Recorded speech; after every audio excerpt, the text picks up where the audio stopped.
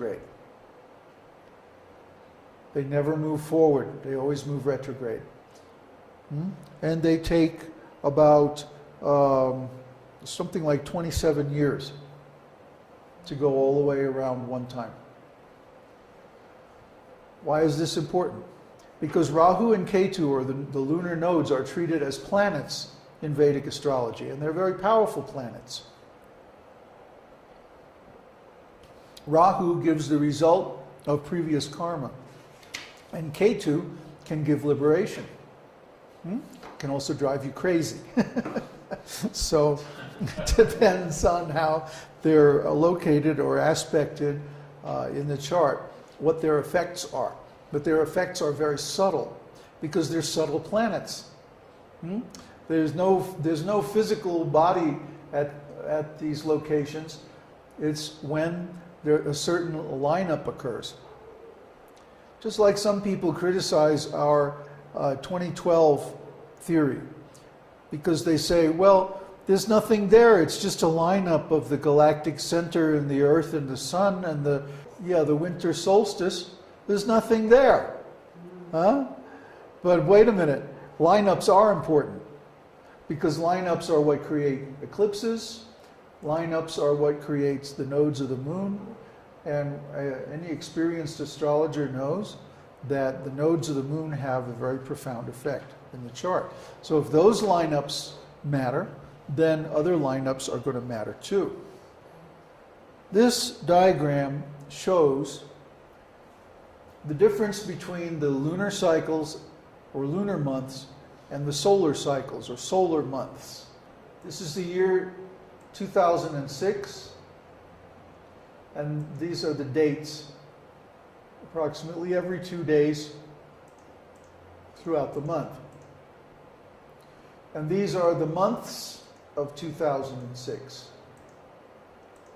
So we can see that, for example, the full moon occurs on a different day of each month, each solar month.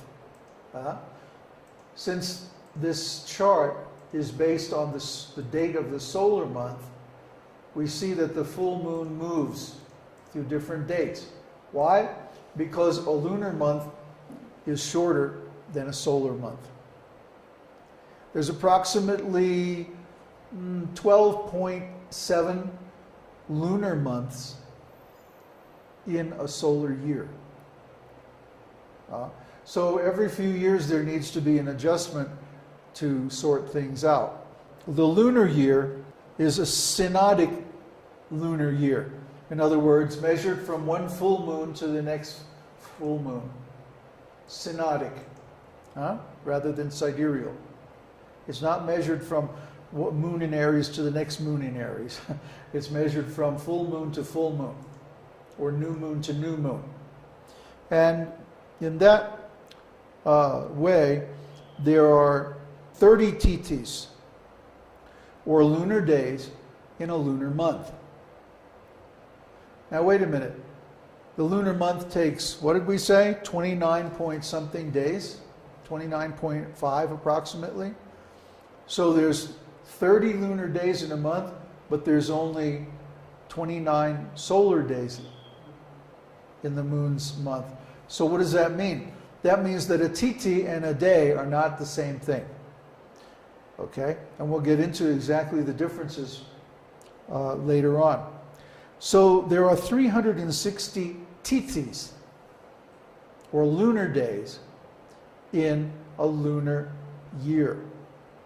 So this works out to about 354 solar days, about 11 days shorter than a solar year of 365 days. So these 11 days add up after a while, and we have to insert an extra month called an intercalary month. Approximately every 3 years. Sometimes every 2 years, depending on how the tithis and days work out. Let's see. There are 7, the way it works out, there are 7 intercalary months every 19 solar years.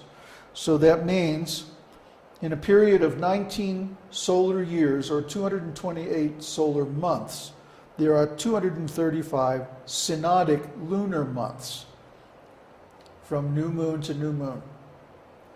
So this is the 19-year cycle. Every 19 years, the motions or relative periods of the moon and sun repeat. And the eclipses, the seasons, the weather, so many things go by this 19-year cycle. Because it's depending on the angle between the moon and the sun, the relative motions of the moon and the sun.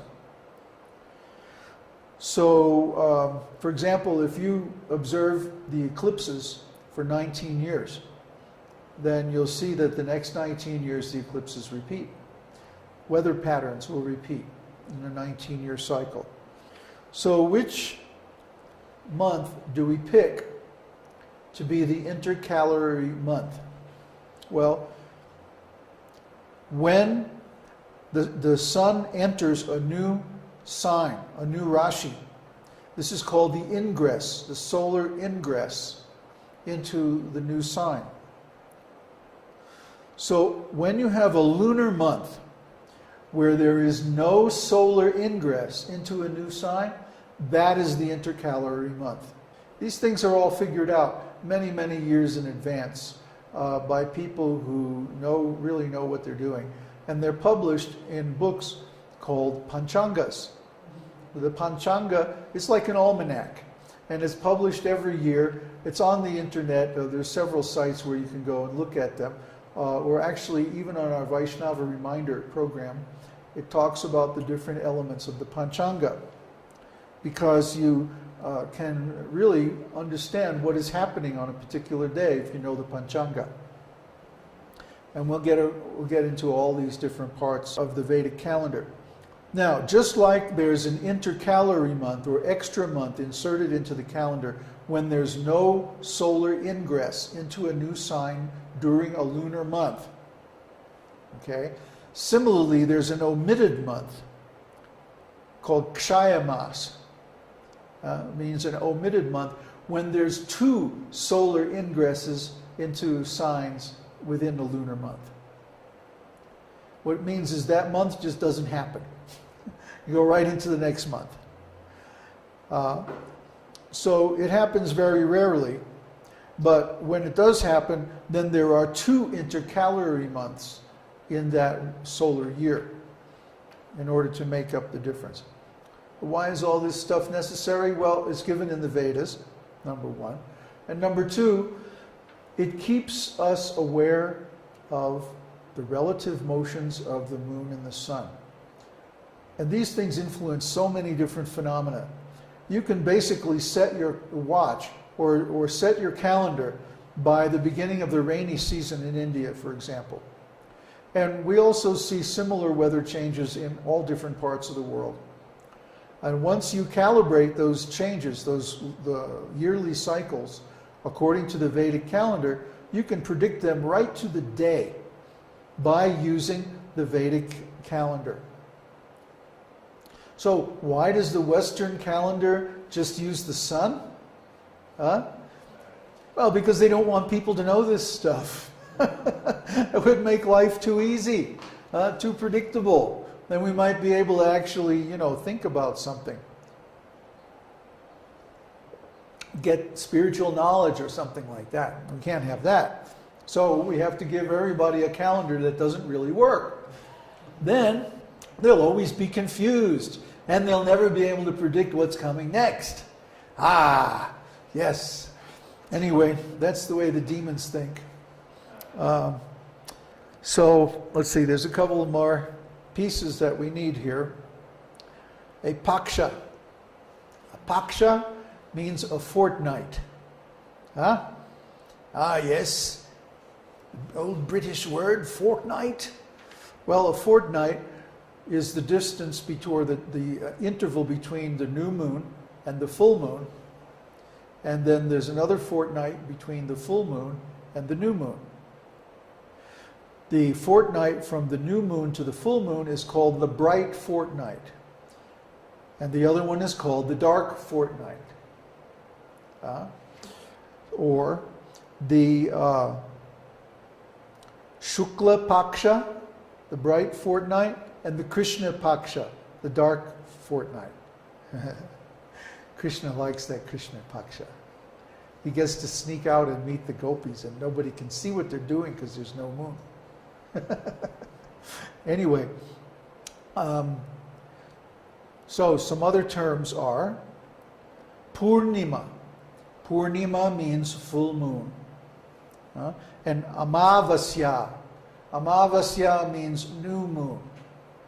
So between the new moon, Amavasya, and the full moon, Purnima, is the Shukla Paksha, or the bright fortnight. And between the Purnima and the Amavasya, which fortnight is that? Krishna